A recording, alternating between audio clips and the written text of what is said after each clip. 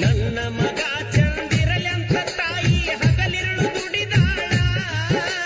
ಸೊಕ್ಕಿನ ಸೊಸೆಯು ಗಂಡ ಬಂದಾಗ ನಾಟಕ ನಡೆಸ್ಯಾಳ. ನಾಟಕ ನಡೆಸ್ಯಾಳ.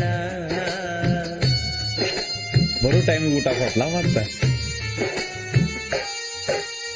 ನಿಮ್ಮ ತಾಯಿನ ವೃದ್ಧಾಶ್ರಮಕ್ಕ ಬಿಟ್ಟ ಬರ್ರಿ ಅಂದಾಳ.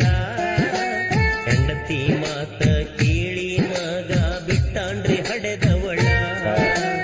ನಿಮ್ಮ ತಾಯಿನ ವೃದ್ಧಾಶ್ರಮಕ್ಕ ಬಿಟ್ಟ ಬರ್ರಿ ಅಂದಾಳ. ಹೆಂಡತಿ ಮಾತ ಕೇಳಿ ಮಗ ಬಿಟ್ಟಾನ್ರಿ ಹಡೆದವಳ. ಮಗನ ಕಾಲ ಹಿಡದ